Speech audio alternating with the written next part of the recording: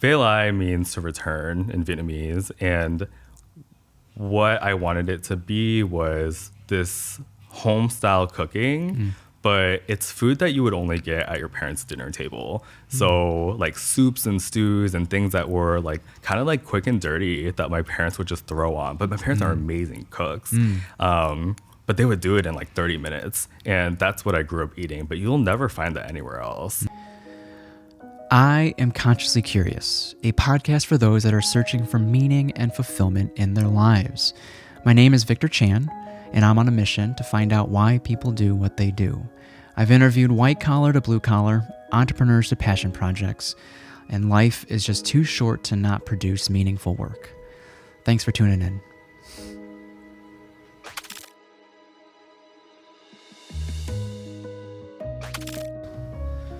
All right, hello everyone. We are live. It's Memorial Day. Appreciate you spending the time on Memorial Day, on a holiday, on your day off. Alvis, I've been a fan. I've only experienced your work once with Polita at Quality Time. You guys were hustling, so I didn't want to interrupt the flow of the hustle. But it feels like when I arrived, it felt like there was like someone at the front was like, oh, it's like 35, 40 minute wait. It didn't feel like 35, 40 minutes. And the drinks were awesome there. But I can appreciate the hustle. And Polita was like, Pregger, still, like, I don't know if she did yet, but yeah, what a time. Yeah. Well, first of all, thanks for having me. I really appreciate it. This is a good break from nonstop working, so I'm glad to be sitting here and having this conversation with you. But yeah, I mean, that was the last like big pop-up that we did, and Polita was very pregnant. I don't know how or why she did that, but I mean, you've talked to Polita before. Yeah, she is a hustler. She works very, very hard. And I'm honestly very inspired by her. She's helped me a lot throughout my pop-up journey, honestly. I feel like if anyone were to do a little scrolling, Polita's been a part of your journey for a while. Yeah. As far as like maybe a friend or a mentor in a way. Okay. I mean, I would say both. Yeah. Okay. I think like the lore there is when right before I started just cold calling a lot of pop-up owners, because I find that when I collect stories, I can craft my own a lot better. So I love that. Yeah. So I heard about her from a couple of people. I did a stage with this restaurant in DC called Moon Rabbit, and Chef Kevin Tien. Wow. He said, "Oh, you should reach out to Polita. Like, she's a pop-up owner. Now, how did they connect? Amazing." I don't really know. Polita, that's so interesting. I talked to somebody recently, and somebody said Polita is the United Nations of pop-up owners, or just in general, very well connected. But yeah, I reached out to her and I was like, hey, I wanna do something like you're doing, and I really love your concept. How do you have any advice for me? So we sat down and had a beer. And was she in the food hall phase at that point, or was she past the food hall phase? Where was she? I think she was just about to start Non-Prick Pal. Wow. So she was past the food hall phase. Time, yeah. Because I think for me, this was in 2023. Yeah. So, because I wonder if you were considering food halls, as a lot of people do, and it's just like she probably like, if you really have to, but I wouldn't.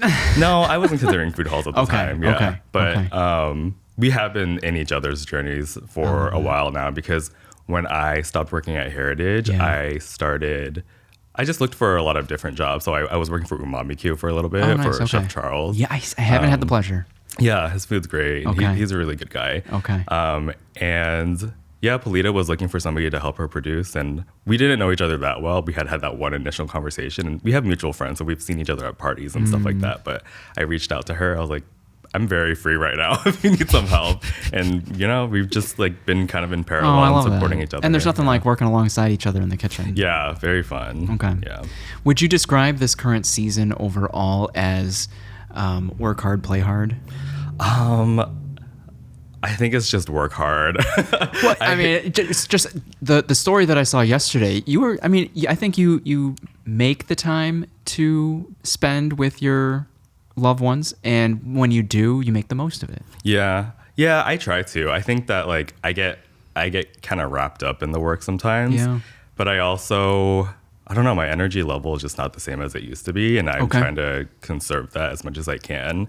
But if I have some friends visiting, we'll go to like, I like to do this thing called like the Boys Town Bar Crawl, which is like a Thursday night. Drinks are like $2 at Roscoe's, $5 at Scarlet, and we just do a circuit. And like, I don't know, it's fun. I love dancing. I love going out, but that's not something that I'm able to do often. So yeah, like to your point, I do go hard in those moments. But our friend Kelly, who owns Mom's, I'm not sure if you're familiar. I don't think so. Is that a bar or what is that? Mom's is a pop-up that does Japanese American comfort food. Also somebody who I really, really respect. Just MOMS? Mom's, okay.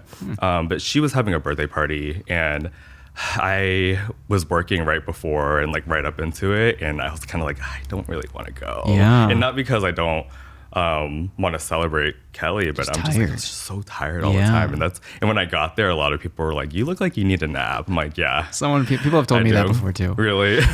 But in the sense of, do you get pleasantly surprised at how rejuvenating some of those events can be? Oh yeah, for sure. It really depends on maybe what it is. And I wonder how we can further manage our expectations. Like, how do we foresee that this event that we might be reluctant to go to could possibly be, fulfilling? Yeah. I mean, I think that being around other people in general, people that you love and care about, is always going to be a good move. But I hate to be that person like, who's going to be there? Yeah. I mean, I had a good idea of who was going to be there, but I still was like, I think it was more so I didn't want to be the downer. That's a good point. Okay. Yeah. Okay. But I mean, yeah, being around those people definitely fulfilled me. And when you get a bunch of chefs together, the food is very good. Yeah. And I forgot that. Weird to say, I forgot that I love good food because I'm just cooking all the time. I don't eat out very much anymore. But and then you have to remind yourself that, like, why are we hustling? And that how often do these pop-ups actually happen? When's the next time Polita and Alvis will pop up together? There's this aspect of FOMO to it. And it's just like, this is it. And if I happen to be free, I'm not often free, and I happen to be free, and I'm too tired to go, like, I don't know. To me, when I say that, I'm like, that's a pretty lame excuse. I should try to just go. Yeah, for sure. Yeah, I mean, like you were saying before we started, like a lot of moments are fleeting these days, and I feel like we should just chase after them. Yeah, honestly. Yeah. Chase feelings, I guess. The feelings that help you feel at peace and fulfilled. The opportunity or ability to do what you want to do, where you want to do it, and whom you want to do it with is the pinnacle of fulfillment for me. And reading, like, I love how you still have your past lives in your bio. Yeah. Right? It's like, do you do that because you don't want to forget? I think it's because every move that I've made up until this point has got me to where I am now. Okay. So even though I used to be a microbiologist and used to do XYZ, I think that it's made me a very good chef. So I think that it's just such an integral part of my story that I like to kind of call it out and honor it in that way, honestly. Yeah. This might be a good point to kind of rewind the clock. And I had to look up what DMV was from when you guys mentioned it in the podcast, in the Broken Rice podcast, and I was like, is this? I don't think he's Korean. Like, I'm like, what's the DMV? And then what's like the Korean part of it? Well, I'm confusing with the DMZ. With like the I'm like, that's what I initially thought of. But a very quick Google search came up with the Northeast region, DC, Maryland, Virginia, and then a little scroll. You went to Virginia Tech. So you grew up in that area, or Virginia, or like was it the intersection of all three? So if you grow up in Northern Virginia or Maryland or DC, everybody calls it the DMV area. I didn't know that. Yeah, because I guess DC is a very small metropolitan. Okay. So the suburbs of DC would be Northern Virginia or Maryland. Yeah. Yeah. So much like there's Chicagoland here, I guess like I grew up going into DC, which was only 40 minutes away. Okay. So it's kind of a way to encapsulate all of that. Okay. Yeah. But I was born and raised in Virginia. I was born in Arlington, which is like right across the bridge from DC. Yeah. And then I grew up in Loudoun County, which is, just a little bit west. Amazing. And is that where you met your podcast partner? Yes. So Putri, she lives in Maryland. Yeah. And we met through dance, actually. Okay. So after I graduated from Virginia Tech, I moved back to Virginia. Okay. And I joined a dance team called Capital Funk. And her now husband was the captain of that team. Oh, I love and that. yeah, and we hated each other. Because you wanted to be captain or what? No, actually, wow, you really called me out there. I mean, yeah, that, and also like we just like, because I was coming from another dance team in high school and college, so Yeah. I have an idea of how I want a team to be run. Okay. And whenever things felt really inefficient, I'm like, they're not doing this right. And he felt that for me, but now we're best friends. And obviously now I'm best friends with his wife too. So Yeah. really great people. But we met because she always came around to support him, and we clicked instantly. Okay. And so yeah, we got really close through that. And then we're always yapping. So one day we were like, let's just start a podcast. Why not? Like most best friends say. And then we actually did it, and it felt really good. I think everyone and their mother should have a podcast. Yeah. For the sake of recording conversations that you can re-listen to, if not pass down. Mm-hmm. And it really makes your growth concrete. Mm-hmm. I agree. And you saying that reminds me of the best friends at Amber Agave. Oh yeah, Which you've popped up at. I have, yeah. They're really great people too. Yeah, I mean, it just takes another person to enable you and be like, you know what, let's just do it, and then all of a sudden you have a business or a podcast or Yeah. a project. It's really great. Tell me about if anything was formative in your time in Virginia and the DMV. How I've only been there once. I shot a wedding for some friends in New Hampshire. But like driving up there, it was so beautiful. Mm-hmm. Was anything about it formative growing up in that area? Mm-hmm. That's a good question. I think that, yeah, a lot of my experiences there were formative for sure, but I'm not really sure if it was the environment per se. Okay. I mean, the DMV is such an interesting place. It's a little bit. Do people have stereotypes about like East Coast? I guess like what like you know how like West Coast people are like, oh yeah, it's more lax there. Sure. Whatever. But Yeah, that's a good question. I'm not really sure what the And then identifiers Midwest are. hospitality Exactly. type thing. Yeah, I'm not sure about Yeah. in the Northeast specifically. I'm not. Yeah, not I mean, sure. have you heard of anything? I mean, I guess the immediate thing that comes to mind is like how political is it in that area? Mm-hmm. Yeah, that's a good question. I mean, I would say that I grew up pretty political, like in the sense of like your awareness of what's going on, the Yeah. current happenings, right? current happenings, and also I think I was really strong in my own political opinions too, because just such close proximity to it, Yes. honestly. But other than that, like I think the culture of the DMV area is a lot of, honestly, it's like an American dream kind of culture, especially for Asian people. I Really? think that Okay. a lot of my friends, they ended up following the same path of doing really well in school. I went to a very competitive high school where everybody was getting perfect scores on their SATs. Wow. Everybody was a part of every organization, and people were getting like full ride scholarships to all their schools. And I was not very good at school. Yeah. But I did do a lot of extracurriculars. But yeah, I think that we all followed this path of go to school, go to a really good college, come back to Virginia, become a consultant, become an accountant, work for the Big Four because they're all right there. Oh, interesting. Yeah, and some people will go into politics too, but yeah, I think that we all kind of followed that trajectory, which I did too. Okay, yeah. And then I think it finally got to the point where I was like, I don't think I actually want to do this anymore. Yeah. Which was very interesting because I felt like I had achieved what everybody else was doing. Yeah. But it didn't feel right for me. Okay. Yeah. Okay. So then before we get to how you landed in microbiology, like what were the communities that you found yourself in, whether that's through your family or your friends? Mm-hmm. Yeah. I mean, I feel like to begin with, there is a Vietnamese enclave in Virginia. Nice. It's in Falls Church. It's called the Eden Center. And my parents took me there almost every weekend growing up because, that's just where we would go grocery shopping or where we would pick up all the ingredients. This was pre H Mart or 99 Ranch or like Lotte, you know. Okay. Now those grocery stores are everywhere. Okay. There would be like small Vietnamese shops here and there, but to do like the big grocery shopping, we would go over to Eden Center. So Eden Center, is that like a strip mall or just you said it's a church as well? Or? No, it's a strip mall. It's a strip mall. Yeah. Okay. So kind of like Argyle in a way of Chicago, or yeah, it's like Argyle, but probably like times 4. Times 4. Very big. Okay. Yeah. Very cool. Yeah, it was really awesome. Like always having access to good Vietnamese food and also just to my culture, honestly.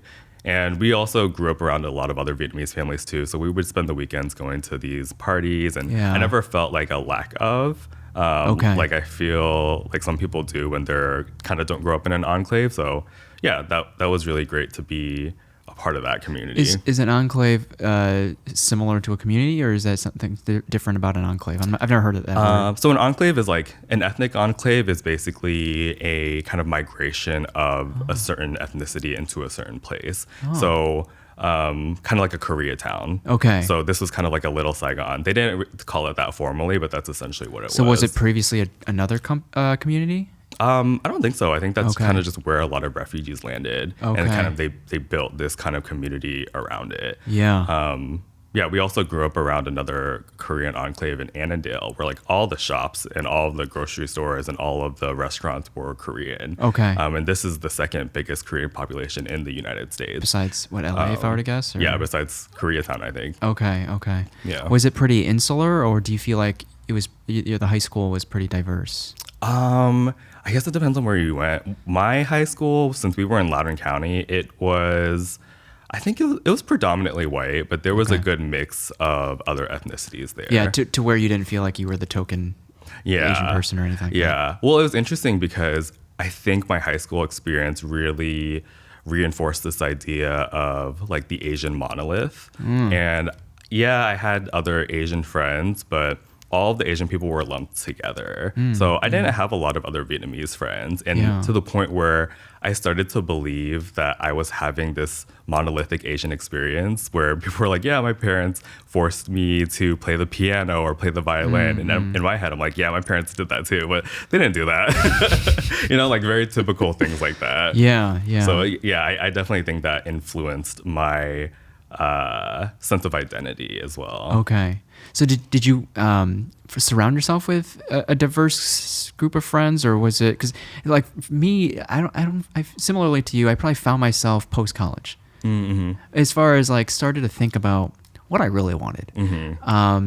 So prior to that, I'm very lucky for the friend group that I have, but my friend group probably came largely from college rather than high school because I was probably floating around. I didn't have like a specific group of friends.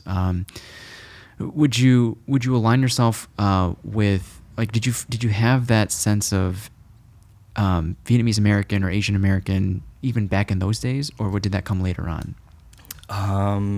That's a great question too. I had one best friend that was also Vietnamese. Her name is Jasmine. She actually just got married last weekend. That's why I was in San Diego. But it's really amazing to see us like years later and the trajectory that we've been on. Yeah. But we became friends because her grandparents and my parents were friends. Because Vietnamese people always find each other. Oh, wow. I don't even know how they found each other, but they lived in the neighborhood. Okay. So I kind of grew up always going over to her grandparents' place, and then she moved in with her grandparents, and that's how we met. Oh, and then it turned out that we went to the same high school. And so she was my only Vietnamese friend. Wow. But otherwise, yeah, I think I did have a pretty diverse group of friends through dance, honestly. Yeah. I've been dancing since high school, and that crowd was always very diverse too. Okay. So, yeah. That's interesting. It makes me think of Valai as far as like to return, and a lot of, I don't know if a lot is too severe of a word, but many Asian Americans feel maybe a sense of shame because all they want to do as kids is assimilate to the people that they found themselves around. And I wonder if you ever had to navigate that and this wrestling with who you are at home, kind of like code switching, and who you are around the public. Yeah, I mean, I think as far as my Asian identity went, it didn't really feel like a big struggle. Okay. Maybe not even something that I thought about that much. I think that if I went back and thought about it, I could probably identify some things here and there. But my biggest struggle was with my queerness, honestly. Okay. So I always felt like, especially living in the DMV, it's a little bit conservative. Now that I've left and come back, I've realized how much it's stifled my growth and the way that I am able to express my identity. So that was always a huge issue with, I think when I went to school, it was a little bit more flexible, but like at home with my parents, I felt like I had to act a certain way. Oh, interesting. Okay. Not that they ever said anything or expected anything from me, but it's a safety thing, you know? And I think when you grow up as like a little queer boy, you're kind of always wondering like, am I safe here? Is it okay if I do this? Is it okay if I act this way? I can't imagine how scary that is, because your home should be your safe space. Right, yeah. I can't imagine. One of my, I won't share a name, but like one of my team members just came out after graduating medical school. And you reach this pinnacle of success, something that you've been pouring your life into, only to be met with disappointment, frustration, not really accepting, but I guess our conversation led to a point of acceptance of you did everything you could have done, you put yourself out there, and however they respond is however they respond. And we have to acknowledge that they probably have decades worth of trauma that they have to unravel.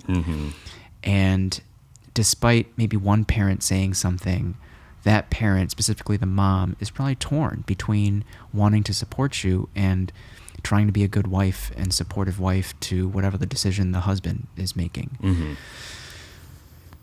And we're still very lucky to have the support system. She's been dating this her partner for 4.5 years. Yeah. And her family's very supportive.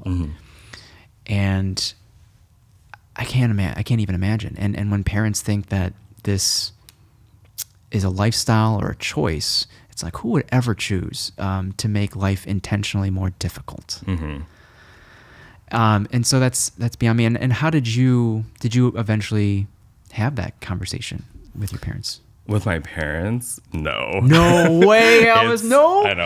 I'm okay. There's obviously there's no rush, obviously. No, it's yeah, just... yeah. Well, yeah, I'm like at my big old age, I have not come out to my parents yet. And I've gotten to the point where I'm no longer hiding it. Okay. But it's a difficult conversation for sure. I think for me, there's a certain amount of maybe protection for my parents, because my parents worry a lot.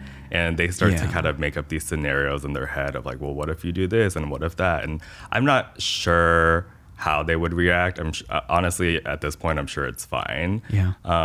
But it's just not a conversation that I'm ready to have yet. Okay. And part of it is because of a language barrier. Oh, okay. I think like my Vietnamese is pretty elementary. Okay. And I also learned from my mom, who's Lao, and so she has an accent. So when I speak Vietnamese, it's very different from everybody else. I learned recently. Oh, wow. So I can't even imagine what that conversation would go like, because if I had to, let's say, defend myself or even like explain, like, what does this mean exactly? I think it would be very hard for me and be very frustrating for me too. So I'm kind of waiting for the right words to come or the right moment, or even for that conversation to be nonverbal. Maybe it's just like them seeing me with my partner and seeing me happy. Yeah. But it's very difficult. So that's a journey itself, for sure. It is very much a journey. And the one thing that caught me by surprise, and I'm sure it happens more than I think, is the fact that the parents seemed like they were surprised when she came out. Yeah. It's like, you had no idea? Like, really? Your own kid? Yeah. Honestly, I'm not super concerned about my parents, because there's this, I'm sure you've heard this idea of chosen family. And I think that once I found that acceptance and this unconditional love with people that I chose, I kind of was at peace with this idea that like, okay, if this is not something that my parents can accept, then that's fine, because I have other family that wholeheartedly accept this about me. And that's still hard because you acknowledge the sacrifice your parents made for you, and you want to pay it back. Mm-hmm. And they don't see it that way. Sometimes they don't see it that way Mm-hmm. because they're hung up on this one little aspect of your life. Yeah. Yeah. It's interesting because I think the older I get, the more I'm like, I know it'll be fine. It becomes a little bit less scary, but still, Yeah. it's the whole idea of like not knowing. But Yeah. Well, there's a book called 4,000 Weeks, meaning we only have 4,000 weeks to live if everything goes well. Mm-hmm. And there's an urgency to getting things done or having certain conversations because time isn't guaranteed. When someone's like, I'll do it next week, it's like, what makes you think you're going to wake up tomorrow? And Yeah. so is the lack of that conversation going to end up being a regret if you never have it? And if not, then maybe you're doing it. You're living life, you know? yeah, I'm not sure if it would be a regret because I don't think that I'm necessarily hiding any parts of my life from them. It's just a definitive statement that I'm waiting on or they're waiting on. But I made a joke to Polita actually because I was going to my sister's wedding and I was bringing my partner, and we were, at the time, my parents didn't know that I had started my own business. Oh, wow. And I was, clearly I omit a lot of things from my parents, but Polita was like, I think it's time to tell them. I'm like, okay. And I go, I do the thing, I get back, and I'm like, I finally told them. And she's like, you came out to them? I'm like, no, I told them that I started my business. So it kind of feels like a second coming out, you know, because both things are scary. How did they take that? I started planting the seed a while ago because I knew that was something that was very scary for them. Okay. But I lied to them. Like I don't know. I think it's okay to lie to your parents, especially if you're kind of like teeing them up for something for them to understand. You just you don't think that they would initially understand. And No, so they wouldn't. at some point you Absolutely have not. to show them. Exactly. Yeah. And I had nothing, when I first started Velai, I had nothing to show for. Okay. So I was like, I'm going to wait until I get to a point where I have something that I'm proud of and that they can be proud of, and then I'll start telling them all of these things that That's I've the done. move. Yeah, similar to when I started working at Heritage. Okay. My first culinary job, I didn't tell them that I started cooking. Yeah. I got promoted and then I told them. That's wild. I know. At Heritage. At Okay. Heritage, yeah. Okay. Yeah. That's wild. And it all comes from a sense of fear of just wanting you to be safe and successful. Yeah. So sometimes you have to prove that before you talk about it. Yeah, and also the more that I kind of dive into this career, the more that I realize that even the beginning of this podcast, we were talking about how tired I am, and my parents are tired all the time. And I know they did not want this life for me, but the difference between me and them is I got to choose this, and I get to choose my own fight in it, whereas my parents, like, they kind of are these blue collar working class people and will stay there until they retire. Yeah. But that's why they pushed me and my siblings to get an education and to go to grad school and to do all these other things, because the even little things like the pain in the arches of your feet when you wake up in the morning is not something that you want your children to live with. Yeah. Things like that, not having enough time to see your friends and family and all of these other things that are very systemic and kind of deprive you of a certain lifestyle. I understand why they say the things that they do. Yeah. But for me, I like to believe, I know that it's only temporary. So I am okay with it for sure. So are they in hospitality and culinary as well? No, my parents work very niche trade jobs. So my dad, he just retired last year, but he's a carpenter. Wow. So built a lot of furniture and cabinets and things like that. His own business? No, it's not his own business. wow. Yeah. I think one of his proudest moments was, it was a long time ago, like early 2000s, where the Pope came to DC, and they contracted his company to make the chair that he sat in. We have a picture of it in our house. Yeah. That's wild. Yeah, he printed out the picture and hung it up, and he was like, I helped make this chair. And honestly, yeah, I'm proud of him too. So I'm glad that he can have those moments of like. Does he know that you're proud of him? No.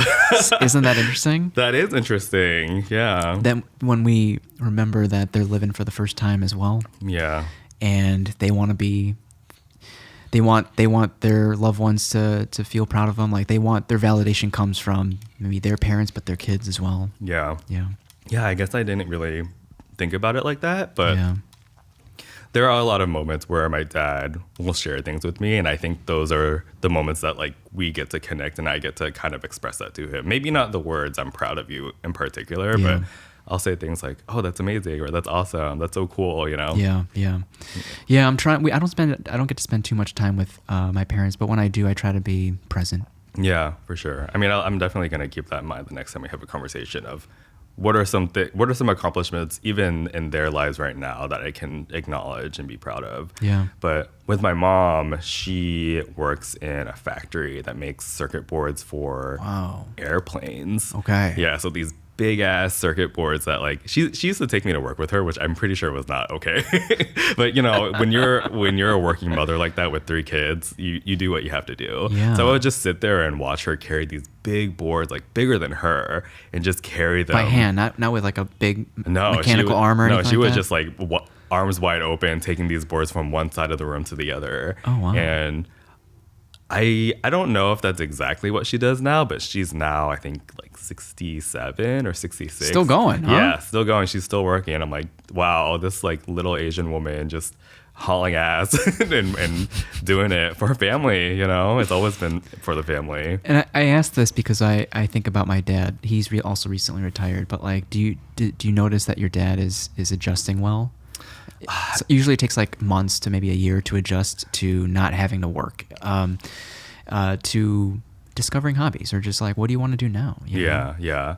Honestly, like unfortunately, I don't talk to my parents as much as I wish I could. Yeah. But we also just have a weird relationship. I've always had with my dad in particular. Our conversations, especially growing up, it was always criticism. Oh. And so I have a really hard time having any conversations with him.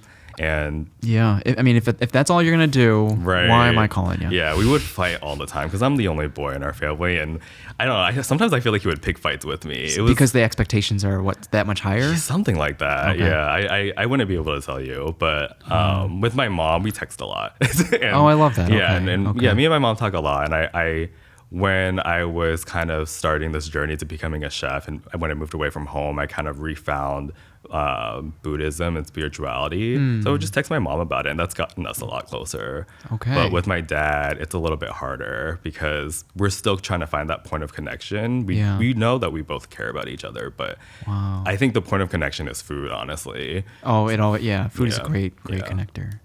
And that's wild. It's like with this, we talked about inspiration, motivation. It's just like, what is going to help us remember that we have a finite amount of time here, and why are we waiting till our deathbed to say what we have to say? Mm-hmm. Yeah.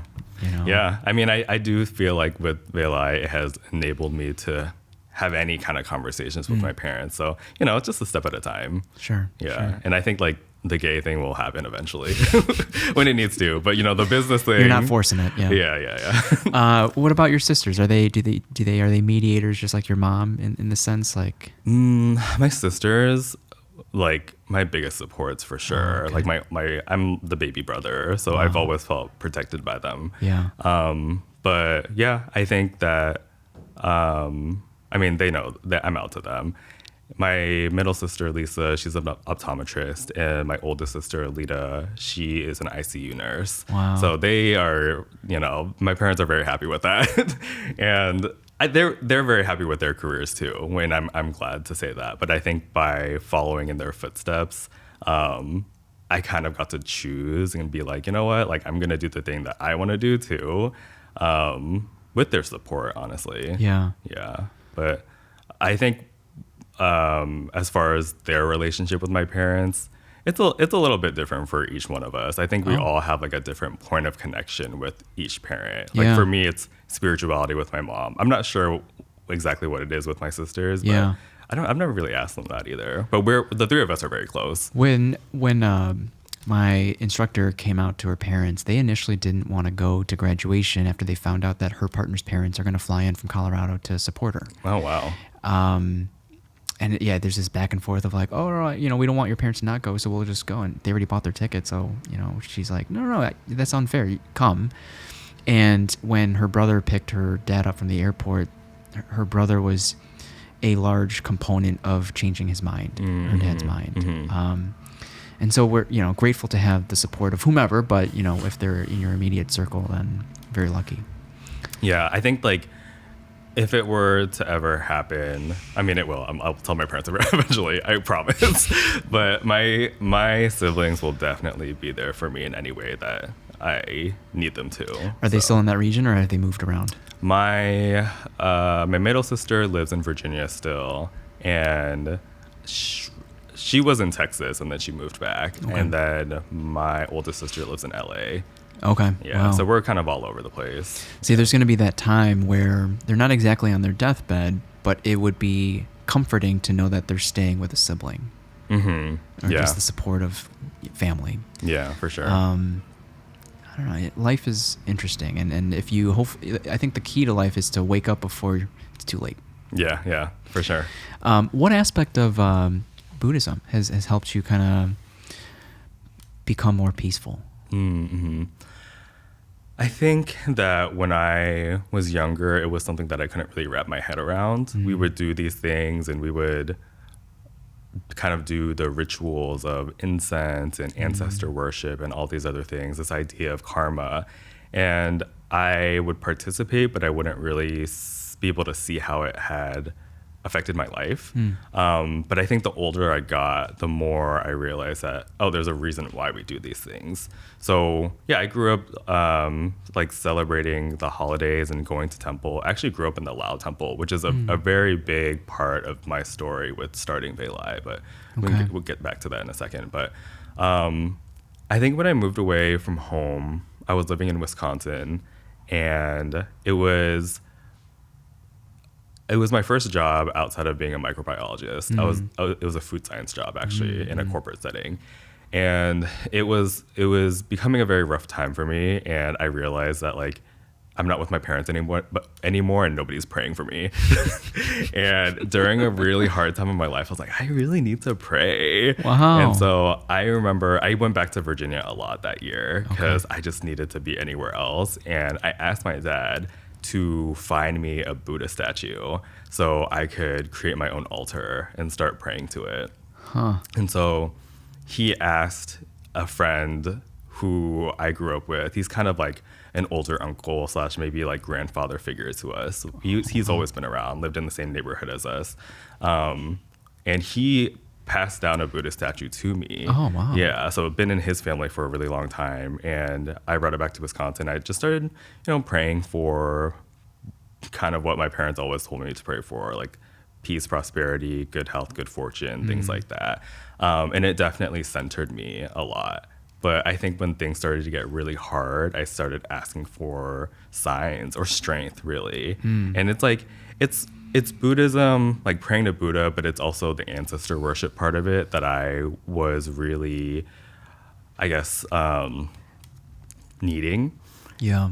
And I would just be like, okay, grandma, grandpa, like, I just need the strength to make any decision that feels right for me. And I also need to know that I'm going to be okay.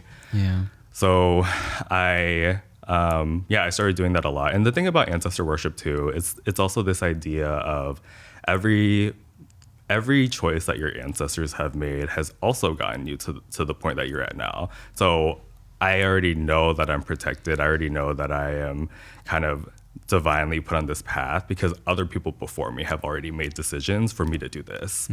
So now it's just up to me to control the things that I can control. So in a way, when I pray to my ancestors, I feel like I'm praying to myself too. Well, it's almost like you're putting yourself in a state to make or to be as open to realizations. Yeah. It's not like, I don't, unless you also notice like tangible signs outside of that process, but it's like that process is leading you to be more open or receptive. Yeah, for sure. I mean, I think that actually I did start seeing a lot of signs, especially like in very like low points of my life. which was like a good couple months when I was transitioning from Wisconsin to Chicago. Okay. I went to LA and I stayed with my sister for a little bit because essentially I burned out at this job. It was not a healthy environment. I wasn't getting the support that I needed. And it was also very difficult because I was finally using my degree and kind of like doing the thing that I always thought that I needed to be doing. But it just wasn't, I felt very like a watered down version of myself. Okay.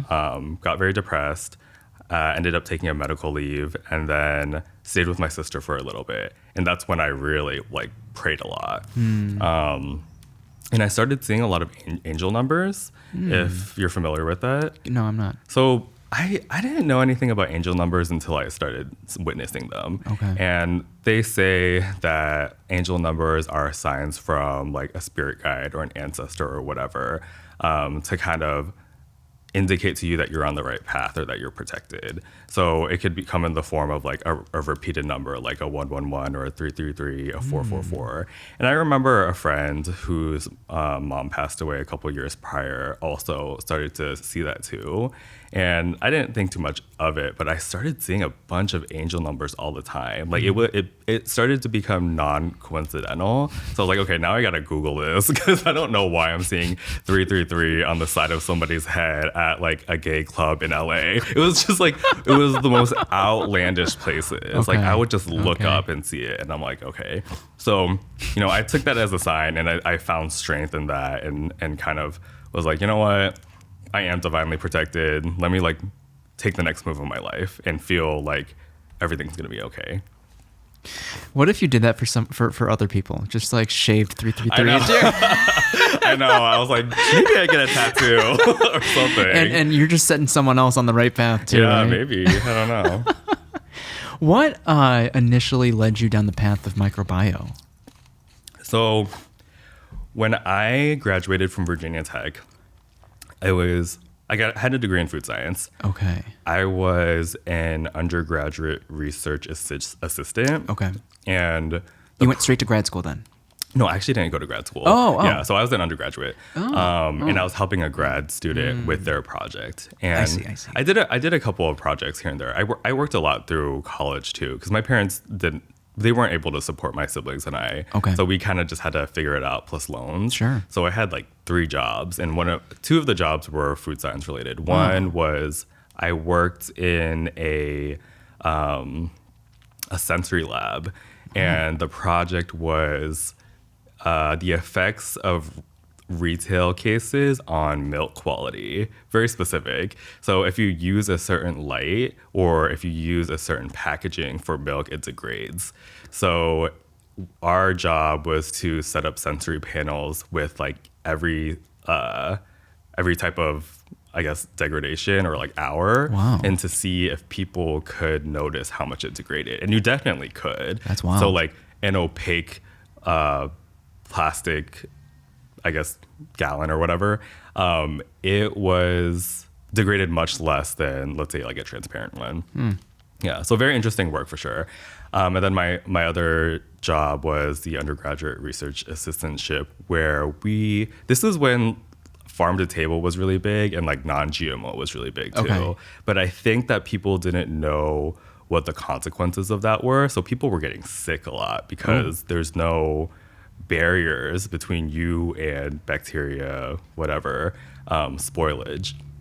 So that was kind of around the time where Chipotle had that big E. coli outbreak too. Yeah. Similarly, they went non-GMO, but they didn't have kind of the infrastructures to support that. So, you have E. coli in your lettuce because you're not using antibiotics, Wow. things like that. But yeah, so the project that I was on was kind of pathogen studies on food that's like farm to table. Yeah. So kind of seeing in what ways we could use certain types of antibiotics to prevent that. Okay. Yeah, that's a past life. I can't even. It's a past life, but were those experiences reassuring to the path that you thought you were on?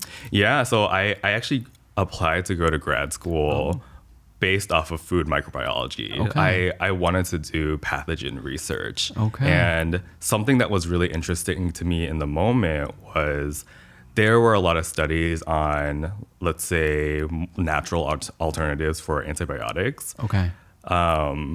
There was this company, I don't remember what it was called exactly, but they were making like a biofilm for fruits and vegetables. And they were using waste products, like food waste products, to create this film to extend the shelf life of produce. I wonder if you can do that for the farms, like straight to the source. Yeah, I don't know. Probably. We just talked about that with Annie from Volition. Oh, really? Yeah. Well, about, how farmers would love to go, no pesticides and things like that, but the pests get them. And so how do we not use pesticides and still have great crops? Right.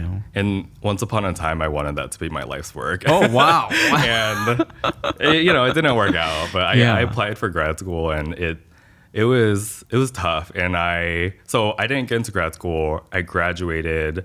I ended up taking a internship in Colorado. Wow. And Wait. What were the feelings when you got denied grad school? It was that competitive? Yeah, I would say it's pretty That's competitive. amazing. Wow. It's pretty competitive because most people say if you go to grad school for something like this, you should not have to pay for it. So a lot of your acceptance is based off of how much money they have to give you. Yeah. So yeah, it's not just you're giving them your money, it's how much they have in the pool to give to everybody else. I see. So if you could pay it, I think then that's less that they have to pay out. Right. I see. But I don't even think that was. It probably was an option in some places, but for the most part, That's like wild. the programs that I was looking at, they were taking like, it's like you're applying for a job essentially. Sure. Yeah. What pulled you to Colorado? Like, were you looking for internships anywhere, or what? Yeah, literally anywhere and everywhere. Wow. And I ended up talking to this R&D director over there, and at this point, I'm looking for anything. Like, I'm just throwing spaghetti at the wall. And it was a research and development internship. And they actually created the role for me because somebody else took the role that I applied for, but they did really like me. So they were like, you know what? Let's just figure something out for you. So I moved to Colorado. I was working for Boulder Brands, which was now acquired by Conagra, which is right here in Chicago, actually. What do they produce? So for Boulder Brands, they make Udi's and Glutino, which is like a gluten-free bakery brand. Okay. And then Conagra makes a bunch of the big grocery brands. I couldn't tell you what they are right now, but they're one of the big ones, like big conglomerates. Okay. But it was a really cool experience because I developed their like gluten-free English muffin, and that was cool. I also worked in the production facility and did a lot of quality assurance. They just let me do whatever, honestly. Yeah. And I wonder, how do those like large corporations give you a sense of fulfillment? Especially, and I guess it's not a bad thing to feel like you're part of like a cog in a wheel. It's not a bad thing. Like if you feel like you're part of something bigger than yourself, but how it's tricky. How do you enable this person maybe some creative freedom? I don't know. It's like to feel a sense of fulfillment in the grand scheme of things. Yeah.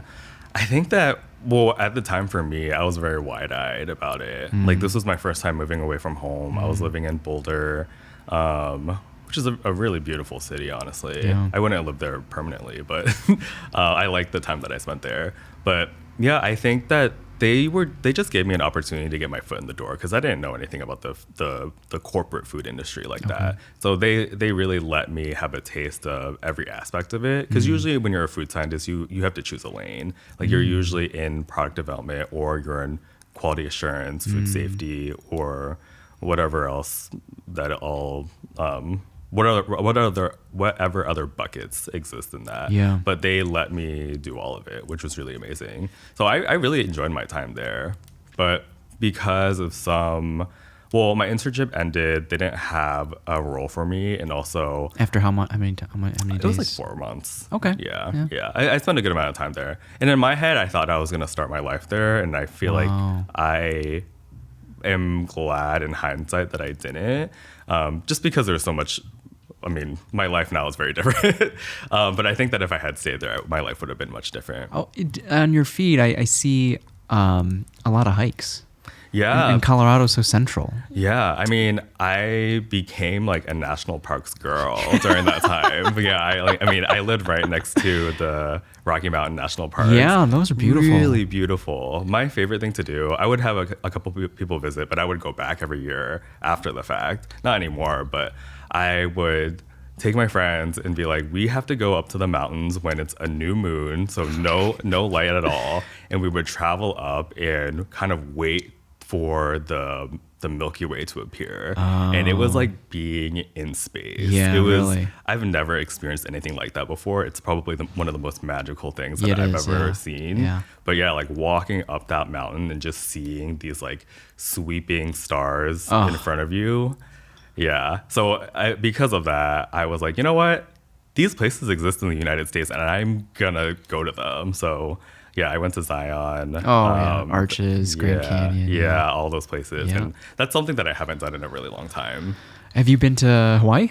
Big Island, Maui, like they have, you're essentially on top of a mountain or volcano and similar feeling. Especially, I don't think I had the time to line it up with the new moon, but we just got lucky. And when you're that high up, like people bring like their sleeping bags, and like it just feels like you can spend hours there after the sun sets, and it's beautiful. Yeah, I feel like that connection with nature is very spiritual too, and I feel like that's definitely something that I want to do in the next couple of years of my life is like reconnect and kind of visit all those national parks and everything. Yeah, but.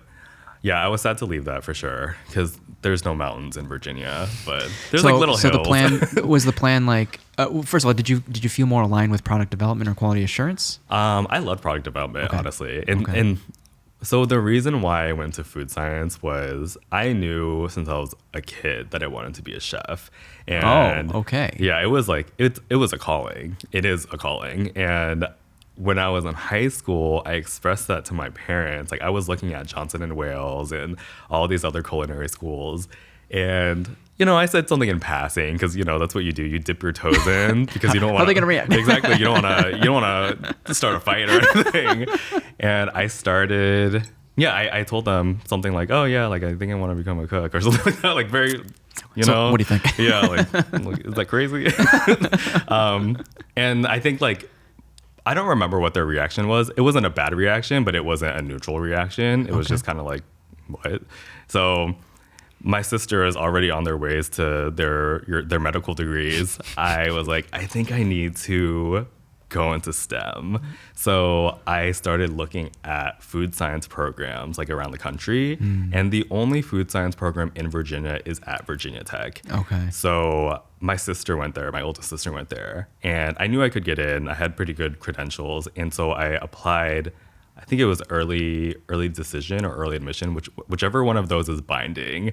I did it, and I kind of just left it up to fate. I was like, if I get into this school, I guess I'm not going to culinary school. I see. So yeah, I applied there my senior year, and I heard back in like December. Yeah. So that kind of was just. That's in a way that's kind of like the middle ground, right? You're still in food, yeah. But you're there's like corporate things lined up potentially. Yeah. I wasn't even really sure what that meant. Like, what is food science exactly? But I'm like, I know it's science, so I'm just gonna go to Virginia Tech and do that. Yeah. So that's kind of how I ended up there, and I learned a lot. I do really love food science, even to this day. Yeah. But it's just not a career path for me. Are you familiar with Ben and Bob from Mez Foods? Mm-mm. So they have found a way to make chocolate alternatives from mesquite pods. Interesting. And Bob is a food scientist as well with a chemistry background. And it tastes just like the real thing. It's wild. Yeah.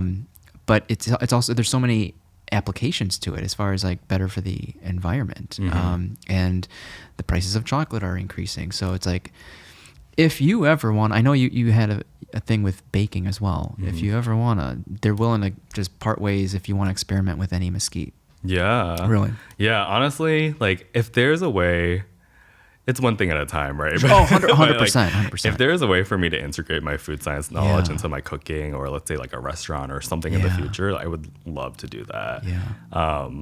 a lot of people ask me why I don't get into fermentation being a microbiologist. I'm like, I want to get as far away from microbiology as possible. Okay. But and so that came after. Did you move back home after Colorado, after your 4 months internship? Yeah. Move back home to Virginia? Right. Yeah. So when I came back to Virginia, I could not find a food science job at all. So I was like, dang, I got this degree and I can't even use it. And it's going to require me to move somewhere else. But at the time, I wasn't ready for that. I felt like I had a lot of, these are the words I used in my head. I said, there's a lot of skeletons in the closet right now in Virginia, and I cannot leave unless they're addressed. And there's like, trauma, it's like relationships, it's a lot of different things that I felt obligated to stay for. Were these skeletons there even while you were in Colorado? So like prior your Colorado time? Yeah, because the Colorado thing, I knew it was temporary. Okay. So I wanted to get away while I could, but then eventually I came back. Yeah. So then the only option was to choose something else. So I applied for a job at a biorepository. And because I had this undergraduate research experience, it was really easy for me to kind of get into the swing of that. So I was a bioproduction microbiologist, and essentially we just made a lot of bacteria. For academia, for like government research, anything like that. Like we would get these work orders and they would tell you where they're going. So that was really cool. I felt like I was doing something for the scientific community. And the work was like outlandish, honestly. Like it would be like, we need 300 vials of gonorrhea. And so we would just plate it up. Like we would crack open a vial, put it on a little plate and scale it up and make these like huge bottles of it. Sometimes it would be like Bordetella pertussis, whooping cough, and these like really serious diseases, like and like bacterial infections. And are these administered to animals and things like that for research? Or? I'm not sure what would happen to them or where they would go. I did a brief stint in research. Oh, did you? Under the research lab at UIC is where they house all the animals, and these animals range from beagles to baboons.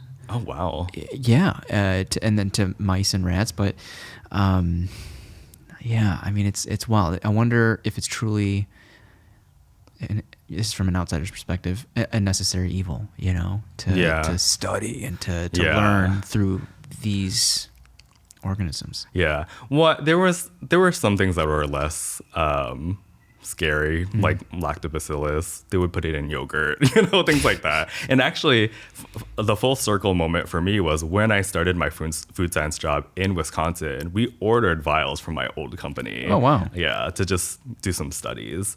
So it was really fun. And I also cross-trained in mycology, so I was growing yeast and fungi. Oh, wow. And right before I left, I was doing protistology too, which is why I do not go into Lake Michigan because I feel like I just know too much about like protists and amoeba and things that like fester and live in fresh water. So what does that mean? Like if you were to have this make like contact with your skin, or if you were to inhale, what would happen? A lot of different things. Like there's like brain eating amoebas that they can go into your body through your eyes or through wounds. And sorry, not to scare anybody, because I'm sure it's fine. You remember the Friday Swim Club? Yes, I do.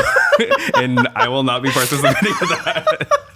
Yeah, because and the thing is, it's probably like a 1 in a million chance, but because I'm so close to it now, even with anything like bacterial or spoilage, I'm like, that is a bacterial colony, I know too much. Yeah. What'd you think of when COVID first came out? So when COVID started, the lab was still open because we were doing work with COVID and not necessarily the virus, but we were essentially, let me see if I can remember all of this bio terminology. We were taking the RNA for the COVID virus and growing them in mycoplasma. Wow. So you need RNA to produce the vaccines. Okay. I wasn't doing that in my department because I didn't work with viruses, but some of my other coworkers and friends So the end goal was vaccine production? Yes. Oh, yeah. very interesting. To do mass production of this RNA to put into vaccines, which I don't really know how.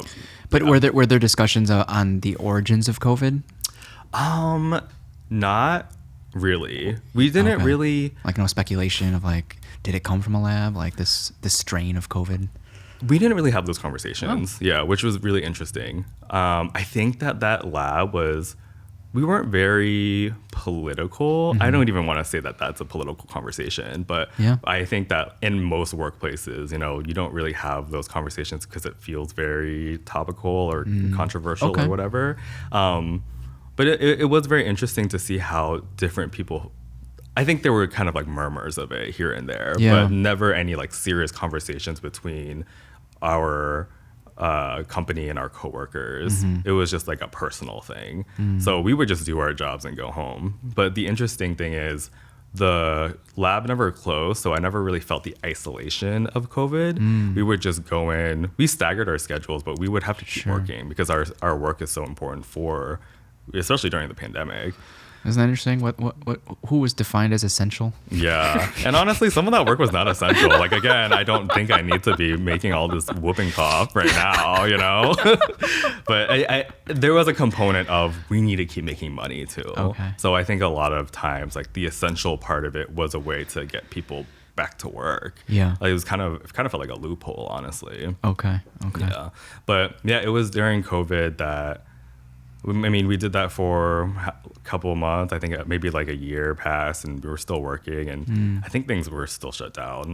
The timeline is so blurry. Yeah. But I remember sitting there in my chair and being like, if I'm going to be stuck at home, I'm not going to be with my parents. Ooh, so, I mean, it's like, you know, it's tough times. So and this is me like 26 or 27 or something like that. And I had danced for a couple of years while I was in Virginia too. And that was very fulfilling for me. But because I didn't have dance anymore because of COVID, I wanted to find something else that was fulfilling me. And the next step was to do it with my career.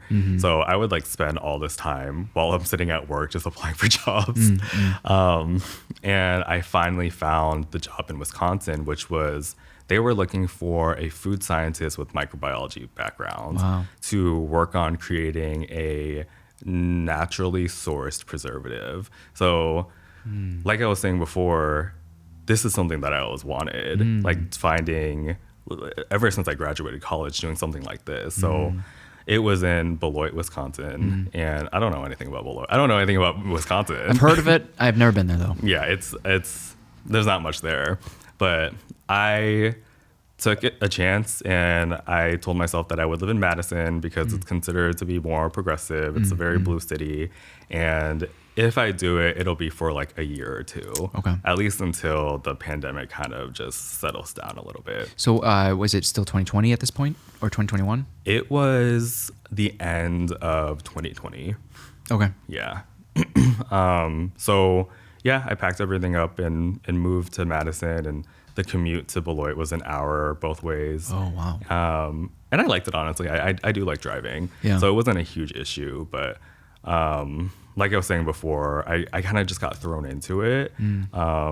There were a lot of components of that job that were very oppressive. And I don't know if it's because of the location that it was in. I don't know if it was because of the work culture, but there were just very glaringly racist things that would happen. And I would have to change the way that I spoke, especially as being Asian and queer. So I would just like, I was a different person. Was it tone, the things that they were asking, or how they were asking things? It was a lot of things. It was like, I'll give you 2 examples, maybe one, we'll see. But one example, I had a coworker who was one of my closest friends there, so thank goodness for her. But she was Chinese. She came from Hong Kong, and somebody said to her, it was like a VP or a director or something, just was like, you know, your English is pretty good for somebody who just moved from Hong Kong. Just things like that, you know? And it's like, okay. And there's other instances of like people having to change their names.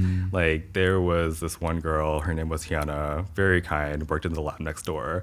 And people were like, oh yeah, like, if you need that, you can go over to Hannah. And I'm like, who's Hannah? And I would go over to her desk. I was like, girl, I was like, what's your actual name? Because I know that's not your name. And she straight up was like, oh, I just let them call me Hannah because it's easier for the white people. Yeah. So those were the moments where, and again, this is like, at this point, it's 2021, and I'm looking around. I'm like, we still do this here? That's kind of crazy. Yeah. So things like that like started to like weigh heavily on me, and the lack of support. And I ended up getting really depressed. I felt like I was having panic attacks almost every week. Yeah. It's probably a combination of things too. And I wonder at this point in time if you, I don't know if coping mechanism is the right word for this, but like, if at this point in time you've come to the point of what do you have to do for yourself to protect your peace? Mm-hmm. Yeah. And I tried everything that I could. So basically I started going to the doctor because I always knew that I was a very anxious person, and I knew that I had probably some form of like CPTSD, and I just never had it addressed. I started going to therapy a couple years prior. What's the C? Complex. And that comes a lot from like childhood trauma. Oh, okay. Yeah. So I think that when you categorize PTSD, with regular, I guess like typical PTSD is one thing that happens, but with complex, it's like a string of things, like a whole childhood or your environment or whatever, systemic, honestly. Yeah.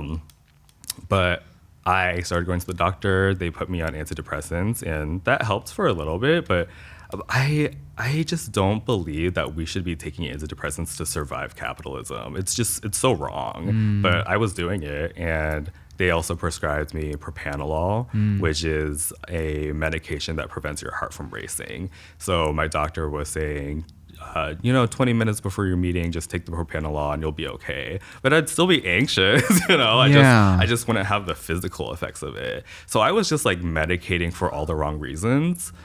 How long did that last? Not very long.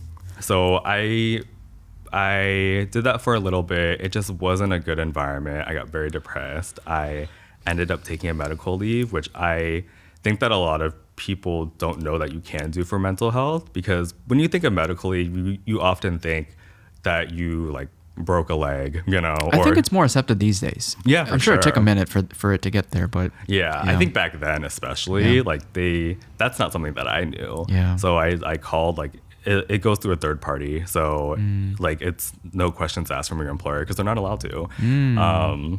But yeah, I got really depressed, and there were moments where I would be driving to work and I would kind of be like, if I just crash my car right now, I will not have to go to work. Or if I were leaving work, I'd be like, I cannot do another day of this. It became so intense that like the idea of just not being on the earth would just be better than going to work. And nobody should ever have to experience that or have it go that far.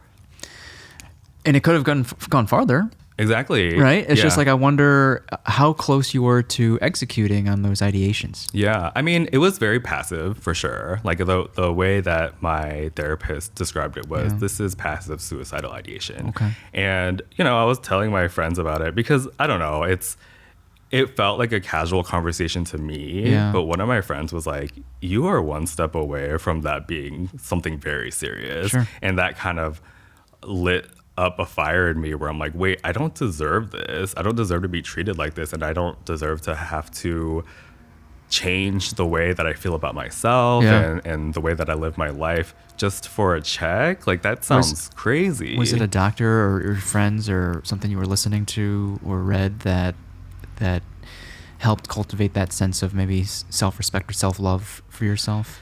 I think that since I had been going to therapy a couple years prior, I always, not always, but I have already built up that sense of kind of self-esteem, because I did a lot of self-worth work my first couple of years. Yeah. And I remember telling my friends too, I'm like, how did I let it get to this point when I have so much awareness and I'm such a huge advocate for mental health too? Like, how is it possible? And I kind of just fell into it. So I think that in the moments where my friend was telling me that is even passive suicidal ideation is not good, I realized, okay, I have to do something to change my life now. So I didn't know what else to do besides take the leave, and I am thankful for it because I really got to reflect and be like, okay, that was actually pretty fucked up, and that was actually pretty scary. So at that point, that's when I knew that I needed to leave Wisconsin. So I called my sister, my oldest sister, who, I mean, both of them just moved mountains for me, for sure. So I feel very lucky to have them around. But my oldest sister said, hey, like, why don't you just come to LA? She said, you could just put your stuff in storage or whatever, but why don't you just come live with me and kind of like stay as long as you want until you figure it out. And I knew that I could do that, but I also knew that I would just be stalling. So what I did was I went to LA. I bought a ticket for, I think it was like a week-long trip. And when I got there, I felt settled because I was away from this place that put me in a very dark place. And the day came where I had to go back to Wisconsin, and I woke up that morning and I told my sister, I'm like, I'm just gonna miss the flight. Like there's absolutely no reason why I should be going back to Wisconsin, especially right now. I'm just gonna stay here. So I ended up staying there for like 6 weeks. LA. Yeah. On a note of self-esteem, does that come from like having a high self-esteem? Does that come from being congruent with yourself behind closed doors as well as who you are out in public? Yeah, I think, yeah, absolutely. Okay. I think that in any situation where you have to compromise your own authenticity, it's probably not the right place to be. And I also think, yeah, like we need to do what we have to survive or to get certain things, or maybe sometimes it's temporary, but for the most part, I think the path that I was going down was I'm going to have to change myself for the rest of my life in order to survive in this field or in a corporate setting or all these other very like oppressive power structures, honestly. So I think this next generation, that's what they're known for, is like self-respect and boundaries. Yeah, for sure. And on the other end of that spectrum is entitlement. And so it's towing that line between standing up for yourself and then knowing kind of your place, like claiming what's yours, but like knowing your place in a way. Yeah. It's interesting, and it's great. I think I notice it in the emergency medicine world. It's this generational wave that's leaving and retiring, and this new generation that is standing up for themselves, whether that's mental health, time off, proper wages, all that stuff. And I see it in the hospitality industry as well. Yeah, for sure. 6 weeks. Was that a good 6 weeks? I'm sure it was better than Wisconsin. Yeah, I mean, I have a lot of friends and family there, and like my sister, obviously, but I have a lot of chosen family there too, and like people who I know that you first met there, or that you met in, let's say, Virginia, and then they all migrated there. Yeah, met in Virginia. So some people formerly on my dance teams post grad, like these people were just like, dance is such a huge just like a foundation in my life, not just because of the dancing part, but because of the people. And I really found myself through dance too, starting from college, where I remember one of the first rehearsals that we did, we were learning foundations of whacking. And whacking is a very queer and trans dance style. It was like an underground dance style that Black, queer, and trans people used to express themselves. And they would battle. And so we were talking about that like the first rehearsal. I'm like, oh my God, I can just be openly queer here, and we're celebrated. And that was very transformative for me. So dance has made me comfortable with who I am today. But naturally with dance brings a lot of other queer and trans people of color too. So I think being in those communities has really helped me just learn more about my own identity, honestly, and how it feels to be so solid in myself. So the people that I met through it, a lot of those people are my chosen family too. What through that community, do you find a lot of similarities with the struggles within that community? And that being said, with those similarities, is the advice that is shared heeded? Is that do we take that to heart, and has it helped you navigate your own personal journey? Well, I guess what kind of advice exactly? Let's say specifically handling conversations with parents. I mean, I don't know.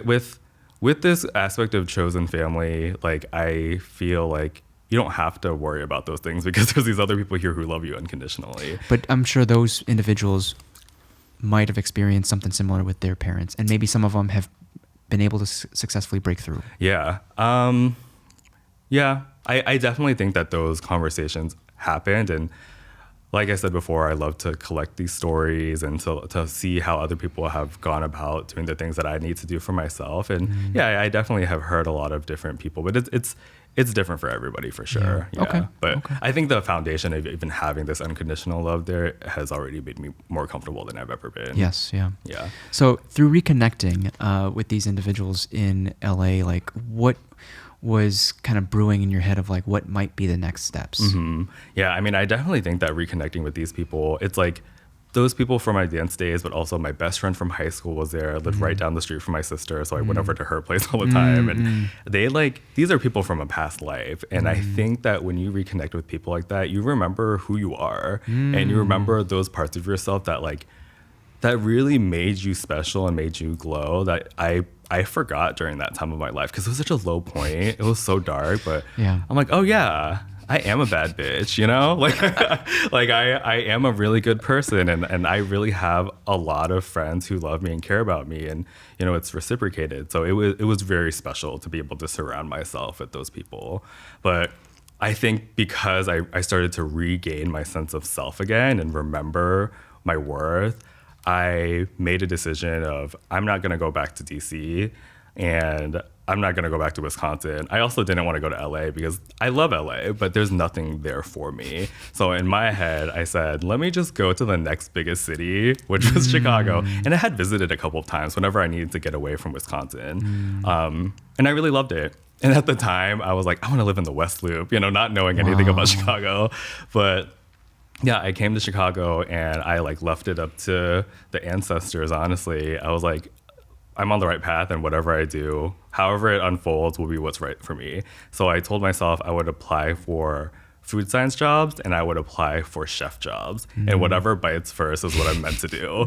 Now, how did you would you attribute your reinterest? Maybe it never even left, but your willingness to explore the culinary side again to someone, or just it was kind of always inside you this entire time? The culinary side of it was, I think that was always within me. I've always loved cooking. That's not something that ever went away, especially when I was living by myself in Wisconsin. The food in Wisconsin's not great, so you just have to cook it yourself, you know?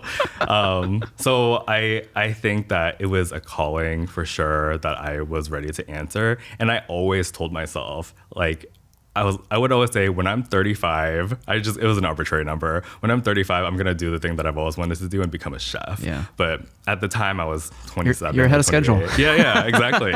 And yeah, I basically was pushed out of the nest. Like there were at that point, when you're at your lowest point, there is no other option. You have nothing to lose. Yeah, I had nothing to lose. Yeah. Like this whole time too, I did not tell my parents that I went through this, which is very difficult. But again, I had my siblings, I had other people around me, and I don't want them to worry. And I just want to figure it out with them. It's just like wasted energy for them. And eventually I did figure it out. But yeah, I think a lot of people, when they see my trajectory, they're like, wow, you're like chasing this dream and you really went for this thing and you really took a risk. And I'm like, no, I didn't take a risk. Like I did what I had to do to survive, honestly. And I will say that, like, if you have something that's calling to you, it's always going to call you until you answer it. So that's something that I will always advocate for. I don't think a lot of people, some people don't know what they want to do. Yeah. But if you have that thing in your head that's like screaming at you, you got to do it. So that's kind of why I finally decided to do it. So then it was, did you stage before you hit up Heritage, or what came first?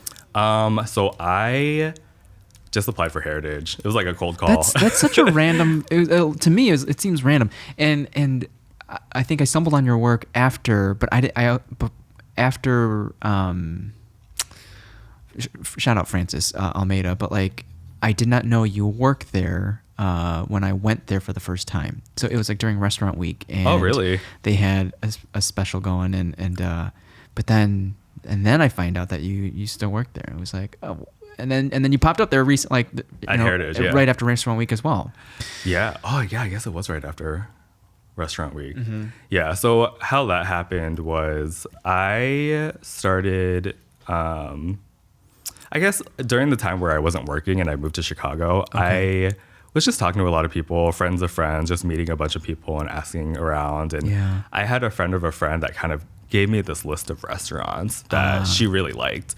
And what she said about Heritage was the vibe's always good. Everybody's queer. The chef's very experimental. Like, I love the music. I'm like, perfect. And, you know, it was a list of a bunch of different restaurants, but that's the first one that I looked at. So I literally Googled Heritage, line cook, position, whatever, and they had an opening. So I applied and I got a message back from them the next day. Nice. And yeah, I went in and interviewed with them. And so the owners are Guy and Tiff. Okay. And Chef Guy, really great person. I don't know, that was my culinary school, and he's a really big mentor to me. I still work with him sometimes. Yeah. But I remember walking into that interview and I said something along the lines of like, because at this point I don't give a shit. Like when I do interviews now, it's more about me, not about like trying to get the job. I'm like, I'm trying to show you how I want to be treated, like, and who I am, and you can kind of take it or leave it. So I like came to that interview and I said, I just don't want to be abused. Like the bar is in hell, you know?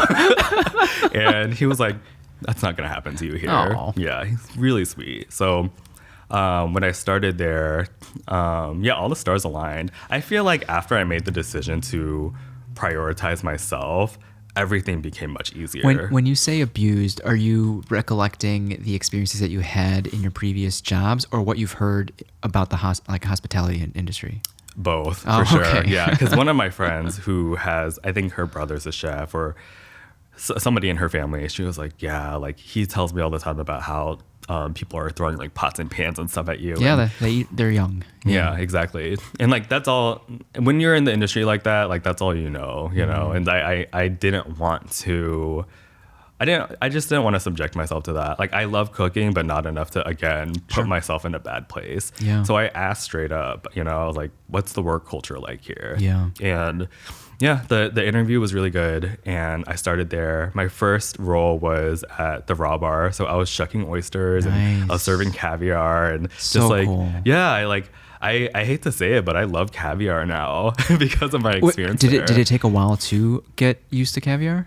It took me a while to understand. Okay. It's like wine. Yeah. Like all of these different types of caviar, like Golden Ocetra and Grand Cru, like those words didn't mean anything to me before, but now I can tell you what they taste like. And yeah, it's like how many tastings you have to go through in order to acquire this appreciation. Yeah. I mean, we would do tastings every twice a year, maybe. Are these straight up bumps, or are these on? Yeah, on I mean, else? it would be like, the Guy and Tiff would invest in our education. I love so, that. So, like, it would be like whole cans of caviar, like 4 tables of it. Wow. And, like, they would be like, take a big bump of it because you are not going to know what it tastes Kind of like a like. coffee cupping, but like caviar. Yeah, but with caviar. Yeah, it was amazing. I loved it. And towards the end of my time there, we did another tasting, but I'm like, I know what this tastes like, but I still want the caviar. So yeah, it was really amazing. Will I buy it myself with my own money? No, probably not. Yeah, the only in that restaurant week menu, the only thing that had caviar was the dessert, like the sour cream and onion ice cream with caviar. It was amazing. Yeah, it is amazing. Caviar is very versatile. Yeah. Honestly, there is one caviar, it's called sterlet, and it's very concentrated and a little saltier, and I would describe it as fish sauce. Okay. So like any application that you would want to use fish sauce on, and fish sauce is pretty versatile too. Like I would use sterlet, and I think for that ice cream they were using sterlet on Amazing. that too. Yeah. Well balanced. So then that being said, I gotta ask, have you met Jason Chan then? Mm-mm. Jason Chan's like the Midwest rep, like the North American rep for Polanco. Really? Really? I've met Antonio. Oh, maybe I didn't. I don't know. I thought he was like the only person, and he's I don't know. like if you go to his restaurant, Gavroche, you'll see Polanco and everything. Really? I mean, we only use Polanco. Yeah, too. I noticed when I walked. I'm like Polanco. Yeah. You just don't see. You see it at Ever. You see it at Heritage. Oh, I didn't know that. They're best friends. Yeah. So I was delighted to see Polanco there. Yeah, I'm a Polanco stan, honestly, because the rare tea caviar, they just don't hit the same. And Okay. I think it's so crazy for me to say this because it sounds so bougie, but whatever, that's the world. It is what it is. Yeah. So did you get to grow within Heritage? Mm-hmm, Okay. Yeah. So like my growth in that felt very quick too. Okay. And again, like I feel like my timing is always really, honestly, I think my timing is divine because it feels like I'm always in the right place at the right time. And it just so happened that like there were a lot of people leaving right before I came on. Okay. And we had like a new batch of people come into And leaving because they had like just growth and opportunities. A lot of different reasons, right? honestly. Like after the interview and you're there for a period of time, it's like the culture was accurate to what they were describing. I definitely think that because people were leaving, the new batch of people who also didn't really have culinary backgrounds, but like came from other places that actually one of my really close coworkers was also a scientist. So together we kind of, with our other coworkers, like kind of created an even better culture. And like when things happen, we'd be like, actually, we need to talk about this. Like, this is not okay. Yeah. So I think that kind of like almost like radical care in a restaurant too really helped us succeed. But yeah, I came on during a very transitionary phase, and I feel very lucky to have a hand in being able to support their growth in that way. But correct me if I'm so off base here, but I feel like the queer community is so good at being assertive. I think it's true. Yeah. They just if a line is crossed, they immediately address it. Yeah. They don't try to sweep it under the rug. Yeah. Right? Is that the case? I don't know. I mean, it's the case because when you are a queer trans person and you've gone your whole life kind of like making yourself much smaller, when you finally find that self-worth, like you know where the line is, and you eventually you won't take anything less than what you know that you're worth, for sure. And like actually, when I think about my queerness a lot, I think about this quote from Ocean Vuong, and he said something to the effect of queerness saving his life because it demands an alternative. So the whole idea of that is like queerness demanding an alternative and constantly having to ask yourself, like, is this good enough for me? Because for the most part, things that already exist in the world don't exist for us. So I think that I've really followed that in my life, where I'm always asking myself, like, is this how I want to be treated? Is this the path that I want to go down? Was this made for me, or do I need to create something else? And I think that a lot of queer people share that sentiment, and I think that's why there's a lot of assertiveness that comes with being in those spaces, especially in the restaurant industry, because it's very historically just like straight white bros who, I don't know. I've never been in an environment like that, but from what my coworkers say, like it becomes very toxic very quickly. Okay. And none of us were that. So we had to change it and make it work for us. Yeah. Yeah. That's very interesting. And I wonder if the assertiveness changes depending on the environment. I think so. I think it's like and this is why Chef Guy is such an amazing person and mentor, honestly, is that he was very open to being corrected, and he was very open to hearing us out and making sure that we felt safe. And mental health was a very big part of that kitchen, and making sure that everybody was cared for, and not a lot of chefs will do that. So I'm always grateful that that was my first culinary experience, because there was so much patience. He let me make a lot of mistakes. He really listened and adjusted when we expressed our needs to him, and ultimately created like a really great place to be. Sounds like it. Yeah. So after a couple months working at the Caviar Bar, I was promoted. It was like 6 or 7 months, and it happened very quickly. Without you asking? Yeah, I Like think there was just an opportunity. I think it's like this happens a lot where I just start saying my opinions, which is also why I've directed every dance team that I've ever been on. I just have a lot of opinions. Okay. And yeah, I like to contribute, you know, and I think that there was this acknowledgement of like, okay, like you should start coming to the managers meetings. And we kind of just like crafted this role around what my I guess experiences were. So they gave me the title of research chef, especially with my food science background. And yeah, it was really great. And the crazy part about all of this was a year prior to that, I would have never thought that I'd be a chef. And now I'm in the kitchen, I'm running the kitchen, people are calling me chef and stuff like that. And I'm like, you're talking about me? It's crazy. Yeah. Yeah, and it's cool. It's definitely amazing. So you're coming up with menu items? Because I was surprised to see a lot of Asian inspiration on the menu. Yeah, well, yeah. So Heritage, their whole, I guess, idea is to bring other people's heritages into the space. So it's a lot of different influences from different chefs that have worked there or came through there. So the opening chefs were both Chef Guy and Chef Shane, and Shane is Korean. So there is a lot of Eastern European and Korean influence. I see. But with me coming on, I definitely brought a lot of Southeast Asian flavors to the table, which was really cool because, again, like I never thought that I would be curating menu items for a restaurant. That's early too. Yeah, like one year into my culinary career, and that's the other thing about working in the restaurant industry too. I think that a lot of times people force you to climb this very arbitrary ladder. But you could be a chef if you want to. You can do anything if you want to, actually. You just gotta, you could like forge your own path, and two, you fake it till you make it, you know? And if you know that's something that you really want, you don't have to have somebody else tell you whether or not you can have it. That's what I learned through that experience. So yeah, I think like spring was coming around. Chef Guy, asked me if I wanted to put together some items for the spring menu. So I think I did like 5 or 6 items. And it was really awesome. We did a tasting with the team. We got really good feedback. I felt like I was representing my culture. Did you have to, like, how far back do you have to reach to curate some of those menu items? Like what did you lean on, or what was inspiring you to put those items out?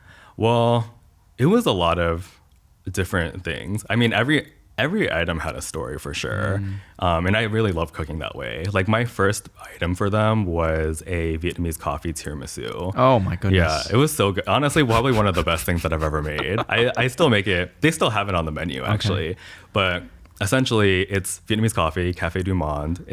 I made a syrup out of it. And then instead of using ladyfingers, I made a Vietnamese sponge cake that they usually use for like wedding cakes. So I was making that sponge cake from scratch, soaking it with the Café du Monde. And then the mascarpone, I put condensed milk in it instead of just like straight up sugar.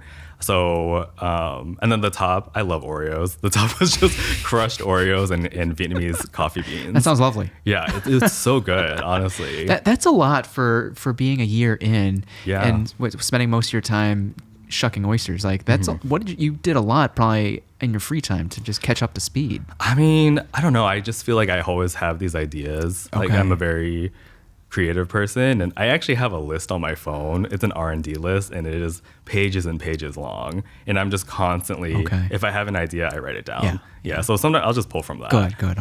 Or sometimes it's inspired by like the garlic noodles, or I guess like the lamb noodles from Xi'an's Famous Foods in New York. It's one of the best things you'll ever eat. Yeah. Okay. But yeah, it's just like a spicy lamb hand-pulled noodle. Ooh. So I did an adaptation of that. A little bit different, but I really wanted it. And I felt like Chicago didn't have a lot of stuff like that. So I just put it on the menu. Yeah. Okay. So when did you start getting the itch to like do more of your cooking? I think that with putting Southeast Asian food or I guess like flavors onto the menu, sometimes there would be some controversial reception to it. Okay. Like this was bold, I'll admit, but I put a Lao raw beef salad on the menu. And it's a tartare. And, when you call it a tartare, people are less scared of it. Yeah, but when you call it something beef, else, it's just like, oh, that looks gross or whatever. And the dressing for that is padek, which is a fermented unfiltered fish sauce. Okay. So it's very pungent and is the base of a lot of Lao cuisine. Okay. So yeah, some people liked it and some people didn't. Is that similar to like karuk from Cambodian? Similarly? Probably. Maybe? Okay. I do know that they have something similar, but I don't know what it's Yeah, called. So it okay. is probably that. Okay. Yeah, but it's very pungent, and whenever we would make the sauce, like some of my coworkers would say things about it or whatever. Oh, some people are sensitive to just fish sauce. Yeah, exactly. Yeah, so like, I worked with my chef to make that dish like. Everybody's palates are different, so I was like, what's a good. Not to say like we watered it down, but like how can we get to this to a place where it's not so powerful, but not unapologetic at the same time. Yeah, it reminds me of Zubair from Coach House, and in the sense of like acknowledging the work that previous generations have done by putting butter chicken and chicken tikka masala on the menu, and now giving him an opportunity to showcase other aspects of Indian cuisine. And so you're paving the way for that, and then it'll ultimately lead to whatever you want to cook, and people embracing that. Yeah, I definitely think that I started to inch towards that with what I was able to do at Heritage, but there were barriers for sure, and I had like an audience to think about, and I had just a lot of different components that stifled my creativity. Sure. Not to say that Chef Guy wouldn't have let me do it, but when you feel like you have to constantly twist and turn to have people like your food or make it palatable, I don't think it's worth it. Yeah. So while that was happening, I've always wanted to start a food business. I've always wanted my own restaurant. Like that's something that seems so far in the future. But I started taking classes that were like how to start a food business and how to do, like financials and whatever. Through where? The Hatchery or where? Yeah. So I took a couple of those classes. Nice. And they were like they're nice. Yeah, the Hatchery is a really good resource. Yeah. So I took how to start a food business from the Hatchery. And I just took it to see what was up. And at the end of the class, they were saying that they were giving out scholarships for their Sprouts program, which is an incubator program. Oh, nice. And for people who lived on the West Side. Okay. And me being like, oh, my timing is so good. Like I just happened upon this and the opportunity is here. And the thing is, you have to take it, you know? Yeah. So I approached the program manager after. I was like, how do we apply for this? And can you tell me a little bit more about it? And she's like, yeah, if your zip code's on the West Side, like you can just do the program for free. I was like, okay. So I applied for it. I got in. I was working full-time at Heritage, and I was also doing this program, but the program's very rigorous. Like we would only meet once a month, but the rubric of what we would have to deliver was not something I was able to do working at the restaurant like 12 hours a day. So I found myself falling behind, and I also found myself just like not able to. The resources were not for me. Okay. They kind of are more for CPG. That's the program that Polita went through too, actually. Yeah. But I wanted to start a pop-up, and that's not something that a lot of people have experience with. And so there was a point where like I kept coming to class, but I just wasn't doing the work anymore.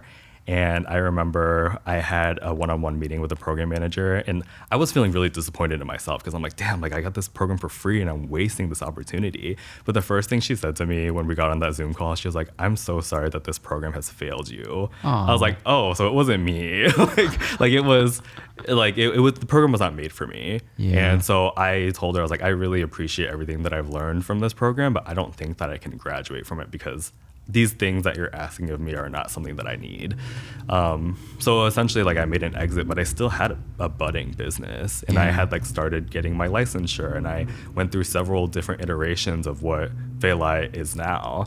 And so I was still working at Heritage, and it got to the point where I'm like, well, it's now or never. And I made the decision to exit because I wanted to put my full effort into starting this business. That's a leap of faith. It is. Like there was no possibility of doing both. No, like popping up not. periodically here and there, but having a steady stream of income. Yeah, no. I mean, it would have been nice for sure, but it was just not possible, especially for a job that depended on me so much. I see. That wouldn't be fair for them. Right. Yeah. So I was like, I really need to do this for myself, and I'm not growing here anymore. So it's time to move on to the next thing.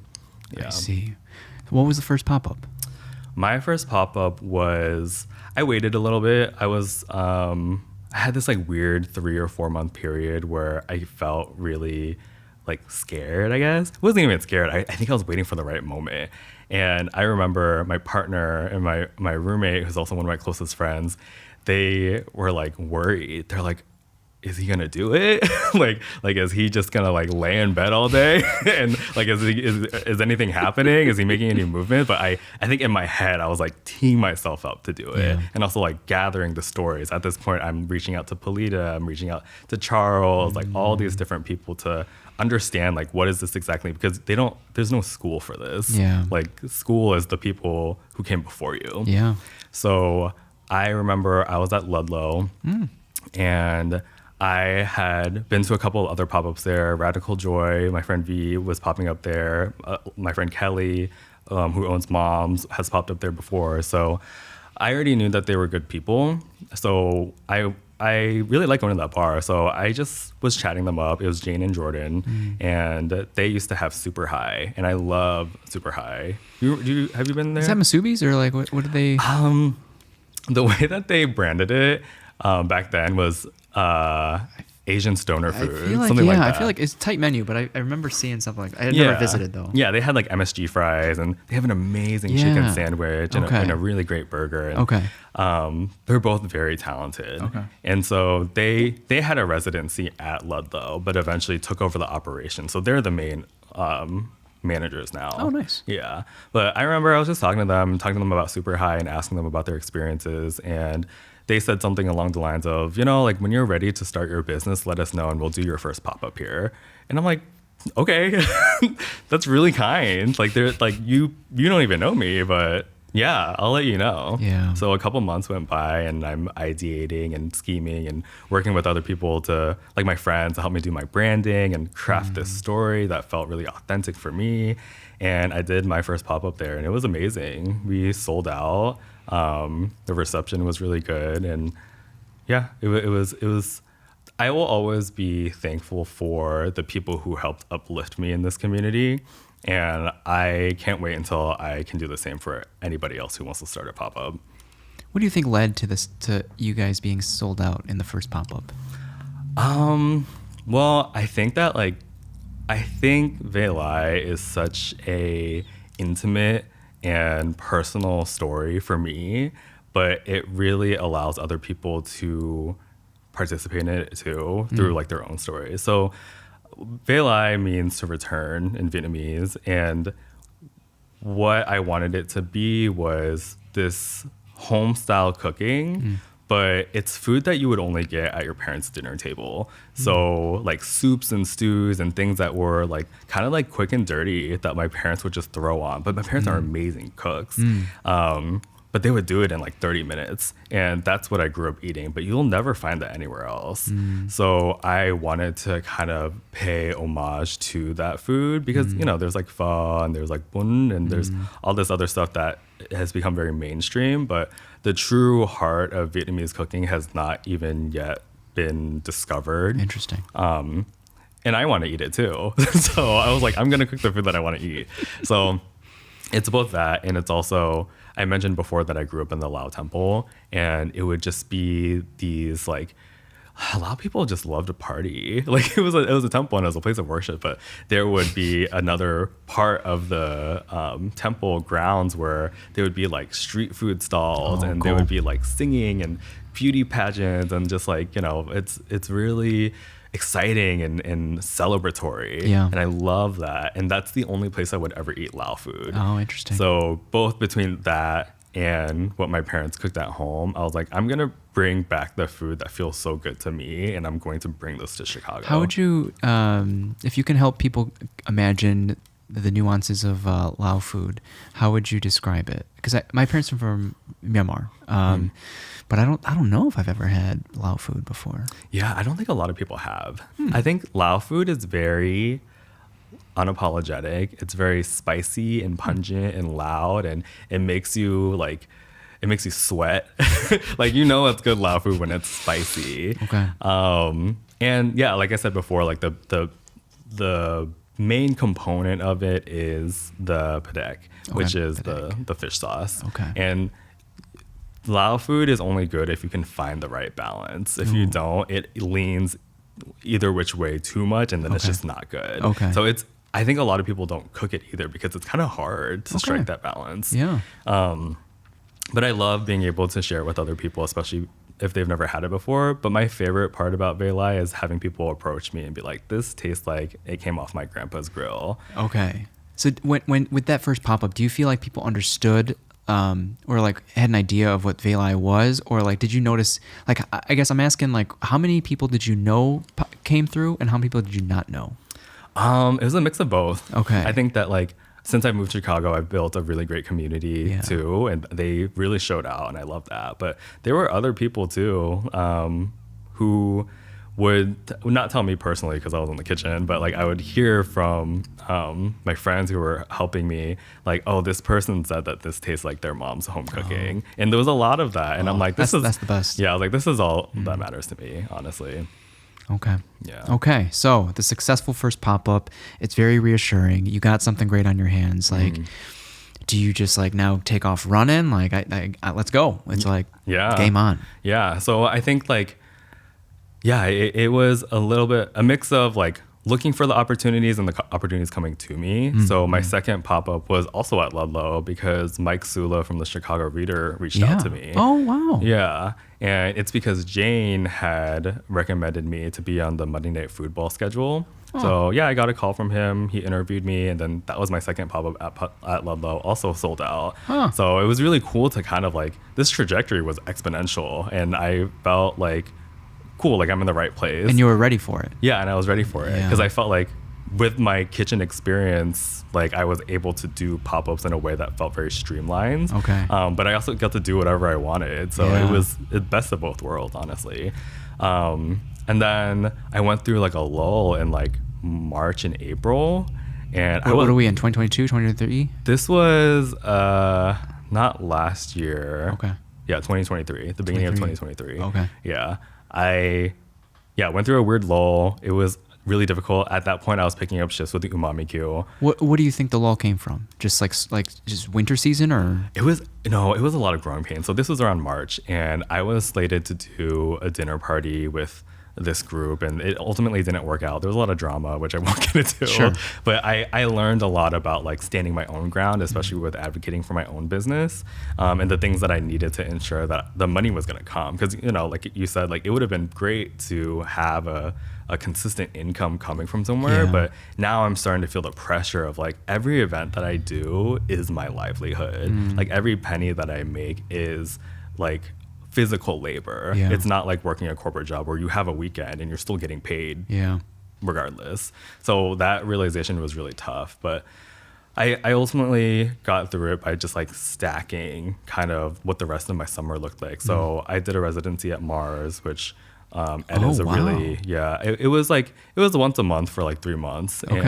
And Ed is a really amazing person to work with too, and really supportive. So I love any time I get to interact with him. Okay. And then I was doing pop-ups at, I did one at Easy Does It. I've only been there once with Mona Shucker. So oh, really? I love Easy Does It too. I could see you at Maria's too. I don't know if they have a kitchen in the back, but I do. I've never interacted with Chef Juan before. He's eaten at Heritage before while I was working, but he doesn't know who I am. Oh, okay. I've never met him either. Yeah. He seems like a great guy too, but Zach from Easy Does It's really amazing. Okay. I was popping up at Apero and just like Nine Bar. I haven't met those individuals. Oh, yeah. I hear good things. Yeah, Lily and Joe are really amazing. I feel so lucky to have met these people who are so supportive and so down to earth and to like give me opportunities, honestly. So I was like, dang, I'm really popping up at all my favorite places in Chicago. So it felt good for a while, but I did burn out. Okay. Like by the end of the summer, I was like, wow, this is tough. So like, how can you sustain this? Right. Yeah. And I think ultimately, like, I did take a little bit of a break, started doing kind of some smaller scale things, but it's like mind over matter, honestly. Did you ever have like private dinner opportunities? Not until this year. Okay. Yeah. So I was just doing straight up like walk up pop-ups for all of 2023. Yeah. But I kind of regrouped at the end of 2023 because my partner, Henry, he was kind of like really worried about me. Like come October, he was like, it feels like you're about to hang it up. And I'm like, I think I just need a break. Like that burnt out. Yeah. Okay, like I was not happy anymore. Okay. But honestly, I had to do a lot of soul searching and just slow down and kind of reflect on what I've been able to achieve in the 1 year that I've operated. And again, only two or 3 years since I started cooking. So I'm always in this mindset of like, what's next? What can I achieve? But I'm also not realizing that I shouldn't have even been here to begin with. So, and that's something to be celebrated. It's a common theme I see amongst entrepreneurs is like this sprint in the beginning to capture as much momentum as possible. And I wonder if it's a necessary evil per se that leads to feeling burnt out. But then recognizing that this is something you still want to do and maybe something just has to slightly change. Yeah, I definitely think it is a soul searching moment that has to happen where I was asking myself like, okay, what do I need to change and why am I even doing this? And I just remembered that this is something that I've always asked for, and this is something that I've wanted for so long. And of course, I'm going to have to struggle for it, but I have to understand that it's only temporary and that I'm going to enjoy it as much as I can along the way. And that's like, that takes a lot of willpower to just convince yourself that that's true. Yeah. But I tell myself like, this will be a blip in my life. Like this struggle and like of living above my means and like not making enough money and really like physically hurting. Like it's only been a year and things are already looking up. So I won't remember this time of my life as being something that was so horrible. And the other part of it too is thinking about my parents and how they do it every day. And what, doing something that they might not love or doing what? I think it's just like the physical and mental hardship of doing physical labor, of like being a blue collar worker, honestly. And I'm just like, if they can do it, I can do it. So I definitely think that like grit comes from, it's inherited for sure. It's noticed. I think you're always observing your parents, right? And you just, and then it gets built into your DNA. So at this point, have they had opportunities to experience your work, your cooking? They haven't. They have not visited me in Chicago yet. Which like I was trying to get them over here last summer, but it just didn't really work out. I know. But I have a feeling, are you bitter about that? Are you accepted of that? Like, are you I feel like you're kind of at peace with that. Yeah, I mean, my parents, like, they're still hustling, I mean, my dad just retired, so there's a little bit more of an opportunity, but now like I get to share with them now that I've told them more about it. Okay. I get to share with them. And my dad, like, one of my first menu items was Dad's famous egg rolls. And I know he gets a kick out of that. Okay. Because they're like, everybody knows my dad for his egg rolls. Like every holiday he makes like hundreds of them and just gives them away. Like to our neighbors, to his workplace. Sometimes he'll make it for parties. So you still feel close. Yeah. Yeah. Like and he's like, last time I talked to him, he was like, when was the last time you made the egg rolls? I'm like, aww. Yeah. I was like, not in a while, but I guess I will. I definitely appreciate that question. Yeah. Yeah. So it to me, like, that's the acceptance, It's just like, it's not, why are you doing this anymore? It's just like, when are you gonna do the thing? and kind of like contributing something to my not just my business, but like what I want in my life, Yeah. Good. Happy to hear that. What's next? I know you have one pop-up, is it extra MSG or something like that? Yeah. Yeah. Tell me more. Like, what's on the horizon for Velai? Yeah. So I think when I first moved to Chicago, even before I started this business, I really was yearning. I mean, Velai in general, if you ask any other Vietnamese person, like you feel that yearning with just those words, like yearning for home, yearning to return, things like that.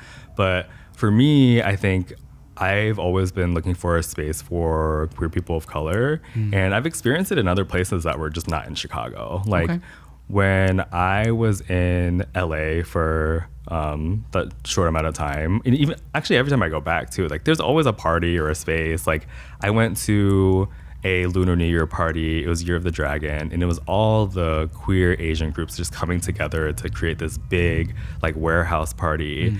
And I remember being in the space being like, I belong here. Like this space was made for me. Didn't you say you didn't have a space there In LA? Yeah, maybe not in that sense, but in a different sense, which led you to Chicago. Yeah, no, you're right, exactly. But and this is me coming back after that time. Okay, Yeah, just full circle, like realizing that it was always there. Okay. Right. I mean, when I say that I didn't feel like I had anything there for me, it was more so career-wise. I see. Like I don't think I could have started my the culinary community career. was there, but not a culinary career. Exactly. I Yeah. see. Okay. But it was cool. I loved it, and I've always wanted that for myself and my community here. So even before I started the business, this is something that I've always wanted to do. That's the end goal. Yeah. So this is the full circle for me right now, where I'm now partnering with Haibayo, which, have you spoken to anybody from there before? I think we follow each other. Okay. I think.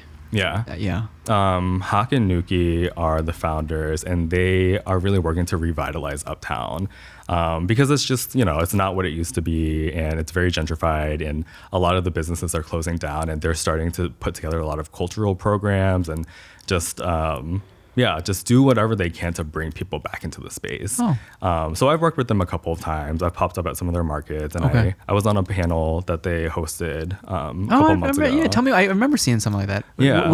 Were they asking you questions on that panel, or were you just sharing your story? Or?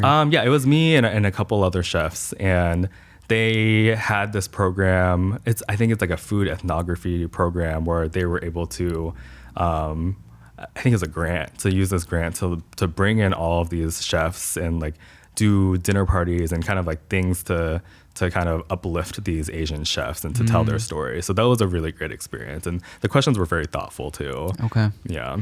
Yeah. Do you see yourself like in a specific neighborhood if Veli ever had a brick and mortar?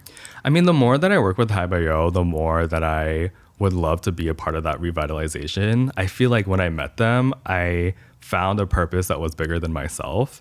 So, I mean, it's just so expensive to be in Uptown.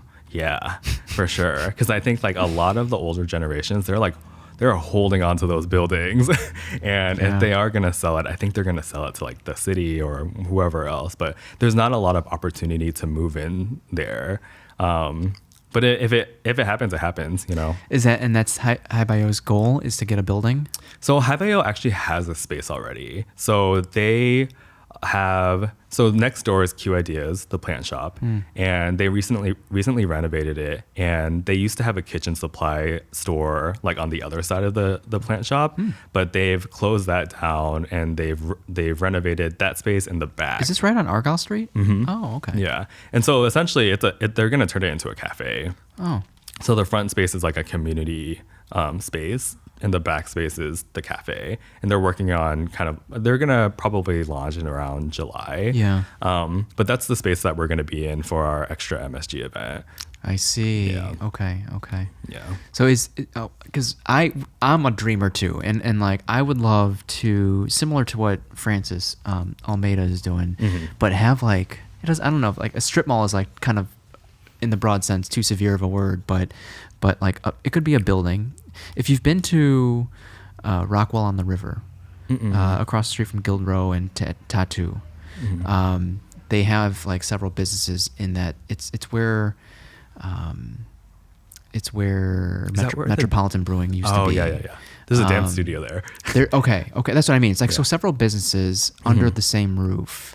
And I feel like through this vessel of podcasting, I've met several that would be open to being under the same roof. I don't know. I feel like that could be a reality. Yeah, I mean, let's make it happen. I think that like all the people that you've talked to and all the people that I know through the community, like just really great people with big dreams and aspirations, but we need resources and we need opportunities. So like, how do you create and I'm just now thinking of it, it's like it sounds like a food hall. It's like you're creating a food hall, and like I wonder if food halls need to charge 35%, take that big of a cut. Is that necessary? I don't know. I don't know a lot about the politics back of end food of that, halls, yeah. or just like the business side of it. But I don't know if food halls are even sustainable because Right. you're competing with so many other people. And So I wouldn't be. This would be. I would house the class. Mm-hmm. I would house hopefully one day a jiu-jitsu gym, and then maybe a pizza shop, a novel pizza shop, a drip collective, whatever. And it doesn't have to be my businesses, but we get to share space. Exactly. I was talking to one of the community organizing managers of VAI, Vietnamese Association of Illinois. And they do a lot of work with Uptown too, but mostly with the seniors. But we were talking about like, how do we bridge this gap between these generations and bring younger people to Uptown? But we were saying, like, what does it take for an enclave to be multi-generational? Like, what do we need here? Because right now they have the grocery stores, they have the old school Vietnamese restaurants, but what do people like me, who's a transplant looking for a Vietnamese enclave, want to see when I come into a city like this? What was your answer? I mean, we were just kind of like, shit, yeah, exactly. yeah. I'm just like, I don't know, a yoga studio, or maybe, I don't know. That's not a good answer, but. But you know what? You see it in the Filipino community. Yeah. You see it. Yeah. And so what does it end up being food? I think food is definitely a big component, but similar to food halls, like we need something that isn't so, I guess, like not in competition with each other, but you're going to Uptown for multiple reasons, not just for the act of eating, but also to work out, to do your grocery shopping. But does that necessarily connect the generations within the Vietnamese community? I think it would just have to be interwoven, honestly. Okay. Yeah, because I see how they do it in the Eden Center in Virginia, and there's like really hip boba shops, and but there's also like jewelers like from like older Vietnamese people who've had those businesses for 20, 30 years. Yeah. And then there's new style restaurants, old style restaurants. There's a big grocery store. So I think that it requires a more diverse types of businesses to be in the space in order for people to, one, want to live there, and two, like keep coming back for it. Well, I think it's definitely a good start that you're involving yourself in those conversations, whether it's like Chamber of Commerce or VAI, or even smaller groups like Kai Bio that are already doing great things. That's what it takes. It's like a level of curiosity from every side, not just one side. Yeah. Is there anything that we haven't talked about or you haven't shared yet that you want to put out there before we hop off? No, I mean, I think I gave you a pretty thorough rundown. I mean, I think a little bit more about the event that we're having is, so it's kind of on the cusp of AAPI month and Pride month. Yeah. And there's always like these memes that are like, oh yeah, I can't wait for AAPI month to be over so I can stop being Asian and be gay instead. It's just a dumb joke, you know, or like some people are like, yeah, that's when I'm the most powerful, like gay Asian people, right in between. Oh, I see. But it's funny. I think that like, that's a very niche intersection of identity that's not very visible or celebrated. So when I hear visible, I don't know if you've watched Entourage, but like Lloyd from Entourage was Ari Gold's like assistant, and then eventually became an agent. And one of the finale episodes is when Lloyd gave Ari, and Ari's based off of Ari Emanuel, a very well-known agent in Hollywood. But Lloyd gave an ultimatum of like, promote me or I'm leaving you. And he was his assistant for the longest time. And Ari gave him like 90 or 100 days. You got to do everything he says within those days. They eventually split ways. He went to a competing agency, but the finale brings him back, and Ari Gold puts a poster on his office door. He's like, you have an office, go check out your office. And the poster said, congrats, you're finally an Asian. But that show I don't think would survive these days. I think we're a lot more keen to or sensitive to these jokes, and they're not really jokes these days, but there were a lot of racist Asian jokes, a lot of gay jokes. And I don't know, I'm sure Lloyd and the person behind Lloyd has spoken on this on previous podcasts. I don't know how he feels about it, and I don't know. I don't know if this generation is overly sensitive, and it's that conversation that we previously had about like entitlement, oversensitive versus standing up for yourself. Yeah, for sure. I mean, I think that with jokes like that, it's like, it's what are the intentions and who's saying it. That's a huge, intentions. Because like with gay jokes or Asian jokes or whatever, like I think that it can even come off the wrong way if an Asian person or gay person is saying that, because it depends, like, are you pandering or are you making a joke because it's a lived experience that you can't help but make it a joke because, like, at this point we've like moved past it, or we're moving through it together. Yeah. But depending on who's saying it, where the context is, like, yeah, it kind of matters. Over and over and over again. Yeah. Yeah, for sure. Yeah. But yeah. So yeah, with the event, I think that what I wanted to do is just like create a space that's celebratory for us. And I think that in Asian spaces, a lot of queer and trans people are overlooked, and vice versa. When I go to like Boys Town or wherever else, like it doesn't feel like I belong there. So our goal with this event is to really uplift these queer and trans Asian vendors, and just to make sure that we have a space to celebrate. And obviously it's for our allies and other people in the community too, but to be at the center of that is something that's so rare that like I am very excited to see how it all comes together. I was going to ask if the public felt like it was exclusionary.